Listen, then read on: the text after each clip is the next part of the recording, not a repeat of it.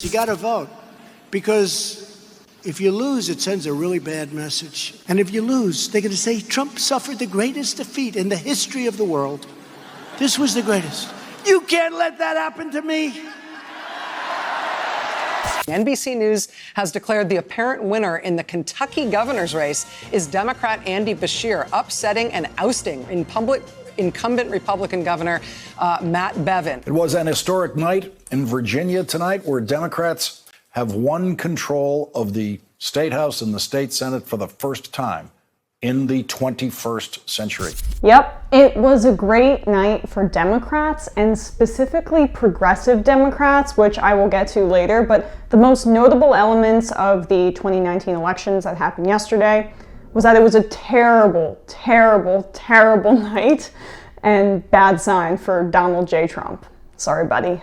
Republicans have been saying that impeachment would backfire on Democrats and enthuse Trump's rural base, but that didn't pan out Tuesday in Kentucky and Virginia. Democratic voters in urban areas, on the other hand, are clearly fired up. They showed up, especially in Kentucky, in higher than usual numbers, while voters in rural areas didn't. Trump, who only won 46% of the national popular vote in 2016, needs every last one of the people who voted for him then to come out again, especially as he has done almost nothing to try and win over persuadable voters this time around. Kentucky and Virginia could be warning signs that impeachment, even though the Trump campaign has raised lots of money off it, simply isn't the issue they hoped it would be with voters. So Nancy Pelosi, where are you on the issue of impeachment here? I mean, you were proven wrong. You groaned and moaned about how it was too divisive, would do more harm than good for the Democrats. And now look what's happened. So the Democrats made their case, and now it's working, and credit to her for finally coming around. But making your case and energizing your base is how you win elections.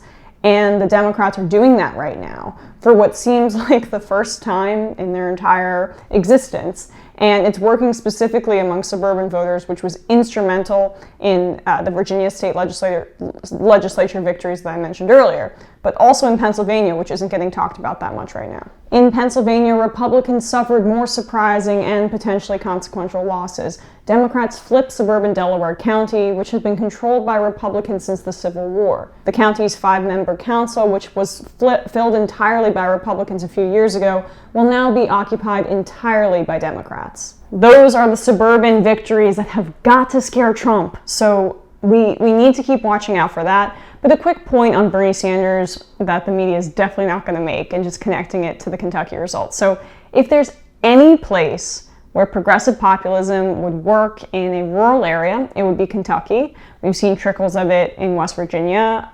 Kentucky would be at the top of the list of those areas where progressive populism could break through in a red state. And in West Virginia, their neighbor, Manchin isn't a populist, but they have voted blue. And then you have people like Richard Ojeda and Paula Jean, who have cropped up and made significant names for themselves in the progressive movement out of those red states. And Kentucky has similarities to West Virginia in that way.